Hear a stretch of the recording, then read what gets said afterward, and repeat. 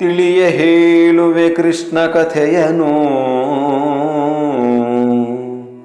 ಇಳೆಯ ಜಾಣರು ಮೆಚ್ಚುವಂತಿರೆ ನೆಲೆಗೆ ಪಂಚಮ ಶ್ರುತಿಯ ನೊರೆವೆನು ಕೃಷ್ಣ ಮೆಚ್ಚಲಿಕೆ. ಹಲವು ಜನ್ಮದ ಪಾಪರಾಶಿಯ ತೊಳೆವ ಜಲವಿದು, ಶ್ರೀಮದಾಗಮ ಕುಲಕ್ಕೆ ನಾಯಕ ಭಾರತಾಕೃತಿ ಪಂಚಮ ಶ್ರುತಿಯ.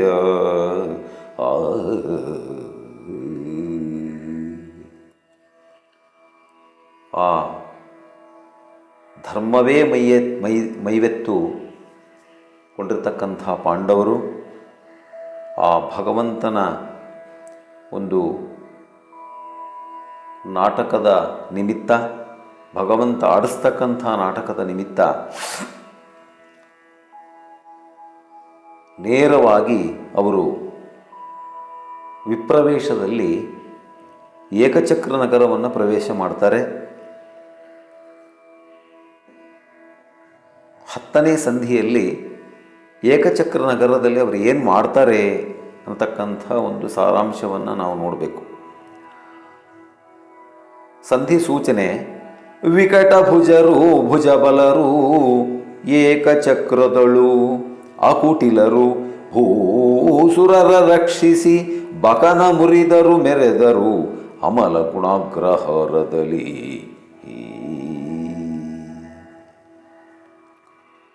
ಇದರ ಅರ್ಥವನ್ನು ನಾವು ಸ್ವಲ್ಪ ವಿಸ್ತಾರವಾಗಿ ನೋಡಕ್ಕೆ ಹೋದರೆ, ಏಕಚಕ್ರ ನಗರವನ್ನು ಪಾಂಡವರು ಪ್ರವೇಶ ಮಾಡ್ತಾರೆ ತಾಯಿ ಕುಂತಿಯ ಸಮೇತ. ಇಲ್ಲಿ ಕುಮಾರವ್ಯಾಸ ಒಂದು ಪದ್ಯವನ್ನು ಅದ್ಭುತವಾಗಿ ಏನು ಹೇಳ್ತಾನಪ್ಪ ಅಂದರೆ, ಸಿರಿಯ ಹೇಳ್ವರೇ ಹಸ್ತಿನಾಪುರದ ಅರಸುಗಳು ಸಂತಾನ ಶೌರ್ಯದ ಪರಿಯ ನೋಳ್ಪರೇ ಶಕ್ರ ಸೂರ್ಯರ ತೇಜ ಗುರೆ ಮಿಗಿಲು.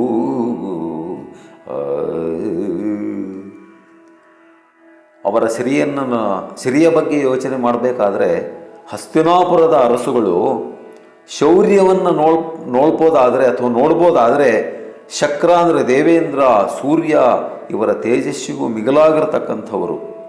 ಆದರೆ ಅವರೇನು ಮಾಡ್ತಿದ್ರು ಗೊತ್ತಾ? ಏಕಚಕ್ರ ನಗರದಲ್ಲಿ ಜೀವನವನ್ನು ನಡೆಸ್ತಾ ಇರತಕ್ಕಂಥದ್ದು ಭಿಕ್ಷೆಯನ್ನು ಬೇಡಿ ಜೀವನ ಮಾಡ್ತಾ ಇದ್ರು. ತಿರಿದ ಕೂಳನು ಭಿಕ್ಷೆ ಬೇಡ್ಕೊಂಡು ಬಂದರೆ ಅವರು ತಾಯಿ ಅಮ್ಮ ಕುಂತಿ ಹಸುಗೆಯಲ್ಲಿ 2 ಭಾಗವ ಮಾಡಿ ಮಕ್ಕಳ ಹೊರೆದಳು. ಆ ಮಹಾತಾಯಿ ತಂದಿರತಕ್ಕಂಥ ಒಂದು ಭೋಜನವನ್ನು ಒಂದು ರಾಶಿ ಹಾಕಿ 2 ಭಾಗ ಮಾಡ್ತಿದ್ಲಂತೆ. ಒಂದು ಭಾಗ ಪೂರ್ತಿ ಭೀಮಸೇನನಿಗೆ, ಇನ್ನುಳಿರತಕ್ಕಂಥ ಭಾಗ 4ವರಿಗೆ. ಇನ್ನುಳಿದವರ ಪಾಡೇನು ಅರಸ ಕೇಳಿಂದಾಗ. ಅಂತಹ ಮಹಾವೀರರು, ಮಹಾಶೂರರೇ ಆ ಒಂದು ಗತಿಗಳಿದ್ರು ಅಂದರೆ ಇನ್ನು ನಮ್ಮ ನಿಮ್ಮಂಥವರ ಪಾಡೇನು?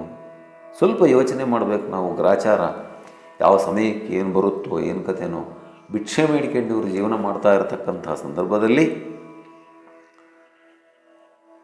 ಆ ಒಂದು ಏಕಚಕ್ರ ನಗರ ಅಂದರೆ ಈಗಿನ ಕೈವಾರ ಪಕ್ಕದಲ್ಲಿ ಒಂದು ದೊಡ್ಡ ಬೆಟ್ಟ, ಬೆಟ್ಟದ ಮೇಲೆ ಒಬ್ಬ ರಾಕ್ಷಸ, ಅವನು ಬಕಾಸುರ ಅಂತ. ಅವನು ಪ್ರತಿದಿನ ಏಕಚಕ್ರ ನಗರದ ಒಂದು ಮನೆಗೆ ಊಟವನ್ನು ಹೇಳ್ತಿದ್ದ. ಬೇಕಾಗಿರತಕ್ಕಂಥ ಭಕ್ಷ್ಯ ಭೋಜ್ಯ ಪರಮಾನ್ನಗಳನ್ನು ಅವರಿಗೆ ಬಂಡಿ ಸಮೇತ ತಗೊಂಡು ಹೋಗಬೇಕಾಗಿತ್ತು. ಜೊತೆಗೆ ಬಂಡಿ ಹೊಡೆಯುವನು ಕೂಡ ಅವನಿಗೆ ಆಹುತಿ ಆಗ್ತಿದ್ದ. ಒಮ್ಮೆ ಪಾಂಡವರು ವಾಸ ಮಾಡ್ತಾ ಇರತಕ್ಕಂಥ ಮನೆಯ ಪಕ್ಕದಲ್ಲಿ ಒಬ್ಬ ತಾಯಿ ಅಳತಾ ಇದ್ಲು. ಕುಂತಿ ಅಲ್ಲಿಗೆ ಹೋದ್ಲು. ಏನಮ್ಮ ಅಳ್ತೀಯ ಅಂತ ಕೇಳಿದರೆ, ನಾಳೆ ಸರದಿ ನಮ್ಮದು ತಾಯಿ, ಆ ಬಕಾಸುರನ ಒಂದು ಆಹಾರಕ್ಕೋಸ್ಕರ ನನ್ನ ಮಗ ಬಲಿಯಾಗ್ತಕ್ಕಂಥ ಪರಿಸ್ಥಿತಿ. ಆದರೆ ನಾಳೆಯೇ ನನ್ನ ಮಗನ ಮದುವೆ, ಏನು ಮಾಡಬೇಕು ಅಂತ ಯೋಚನೆ ಮಾಡ್ತಿದ್ದೀನಿ ಅಂದರೆ, ಅಮ್ಮ ನೀನೇನು ಯೋಚನೆ ಮಾಡಬೇಡ, ನನಗೆ 5 ಜನ ಮಕ್ಕಳು, ಒಬ್ಬನು ಮಹಾಪ್ರಚಂಡ ಬರೀ ಹೊಟ್ಟಿಗೆ ಬದುಕ್ತಾ ಇದ್ದಾನೆ, ಭೀಮ ಅಂತ ಅವನ ಹೆಸರು. ಅವನಿಗೆ ಊಟಕ್ಕೆ ಕೊಡೋದೇ ನನಗೆ ದೊಡ್ಡ ಸಮಸ್ಯೆ. ಅವನಿಗೆ ಊಟ ಆನ್ಸಕ್ಕೆ ನನಗೆ ಆಗ್ತಿಲ್ಲ. ಅದಕ್ಕೋಸ್ಕರ ಅವನೊಬ್ಬನು ಹೋದ್ರೂ ಹೋಗಲಿ, ನನಗೆ 4 ಜನ ಮಕ್ಕಳೇ ಸಾಕು ಅಂತಾಳೆ ತಾಯಿ ಕುಂತಿ. ಇನ್ನೆಂಥ ಒಂದು ಮನಸ್ತತ್ವ, ಪರೋಪಕಾರಾರ್ಥಮಿದಂ ಶರೀರಂ ಅಂತ. ಈ ಶರೀರ ಇರದೇ ಬೇರೆಯವರಿಗೆ ಸೇವೆಯನ್ನು ಉಪಕಾರವನ್ನು ಮಾಡೋದಕ್ಕೋಸ್ಕರ ಅಂತ ಒಪ್ಪಿಸ್ತಾಳೆ. ನನ್ನ ಮಗ ನಾಳೆ ಹೋಗ್ತಾನೆ, ನೀನು ಅಡುಗೆ ಸಂಭಾರವನ್ನೆಲ್ಲ ರೆಡಿ ಮಾಡು ಅಂತ. ಆಗ ಬೆಳಿಗ್ಗೆ ಎದ್ದ ತಕ್ಷಣ ಸಂಪೂರ್ಣವಾಗಿ ಅನ್ನ ಸಾರು ಏನು ಹಂಡೆಗಟ್ಟಲೆ ರೆಡಿಯಾಗುತ್ತೆ. ತುಪ್ಪ, ಮೊಸರು, ಷಡ್ರಸೋಪೇತವಾಗಿರತಕ್ಕಂಥ ಅಡಿಗೆ. ಆದರೆ ಸಾರಥಿ ಮಾತ್ರ ಭೀಮ ಏನು ಹೊಡ್ಕೊಂಡು ಆ ಬಂಡಿಯನ್ನು ಬರ್ತಾನೆ ನೇರವಾಗಿ ಆ ಪರ್ವತದ ಹತ್ರ ಬಂದು ನೋಡ್ತಾನೆ. ಅವನು ಮಹಾರಾಕ್ಷಸ ಅಲ್ಲಿ ನಿಂತಿರ್ತಾನೆ, ಓ ಅಂತ ಕಾಯ್ತಿರ್ತಾನೆ ಆಹಾರಕ್ಕೋಸ್ಕರ. ಭೀಮ ಬಂದ ಅನ್ನತಕ್ಕಂಥದ್ದನ್ನು ನೋಡಿಬಿಟ್ಟು ಅವನಿಗೆ ಭೀಮ ಅಂತ ಗೊತ್ತಿಲ್ಲ, ಯಾರೋ ಬಂದರು ಬಂಡಿಯನ್ನು ಹೊಡ್ಕೊಂಡು ಅಂತ ಹೇಳಿ ಕೆಳಗಡೆ ಬಂದು ನೋಡ್ತಾನೆ. ಅಷ್ಟೊತ್ತಿಗೆ ಭೀಮ ಎಲ್ಲ ತಿಂದು ಮುಗಿಸಿಬಿಟ್ಟಿರ್ತಾನೆ ಆಹಾರವನ್ನು. ಏಕೆಂದರೆ ಅವನು ಮಹಾಪ್ರಚಂಡ, ಮಹಾಬಲಿಷ್ಠ, ಹಾಗೆ ಆಹಾರವನ್ನು ತಿಂತಿದ್ದ. ಆದ್ದರಿಂದ ಸಂಪೂರ್ಣವಾಗಿ ಅವನನ್ನು ನೋಡ್ತಾ, ಅವನಿಗೆ ಹೀಯಾಳಿಸ್ತಾ, ಅವನಿಗೆ ಒಂಥರ ಅಣಕಿಸ್ತಾ ಆಹಾರವನ್ನು ತಿನ್ನೋದನ್ನು ನೋಡಿರ್ತಕ್ಕಂಥ ಈ ಬಕಾಸುರ ರಾಕ್ಷಸ ಇವನ ಮೇಲೆ ದಾಳಿಯನ್ನು ಮಾಡ್ತಾನೆ. ಒಬ್ಬರಿಗೊಬ್ಬರು ಭಯಂಕರವಾಗಿರ್ತಕ್ಕಂಥ ಕುಸ್ತಿ ಯುದ್ಧವನ್ನು ಮಾಡ್ತಾರೆ.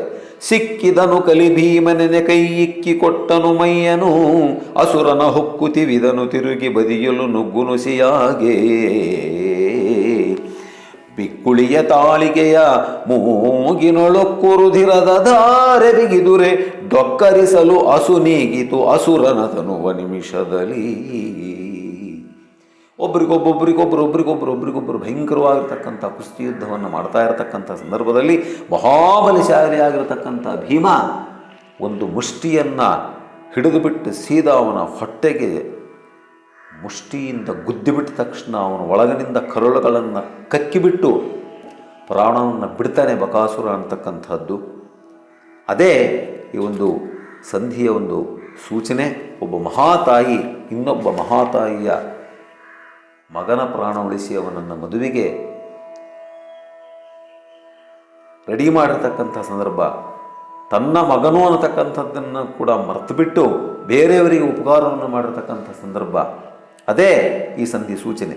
ವಿಕಟ ಭುಜ ಬಲರು ಏಕಚಕ್ರದೊಳು ಅಕುಟಿಲರು ಭೂಸುರರ ರಕ್ಷಿಸಿ. ಅಲ್ಲಿ ಅಕುಟಿಲ ಭೂಸುರರಿದ್ದರು, ಎಲ್ಲ ಪಾಪ ಜ್ಞಾನಿಗಳು, ತಿಳಿದವರು, ಜನಗಳನ್ನು ರಕ್ಷಣೆ ಮಾಡಿಬಿಟ್ಟು ಬಕನ ಮುರಿದರು ಮೆರೆದರು ಅಮಲ ಗುಣಾಗ್ರಹಾರದಲ್ಲಿ.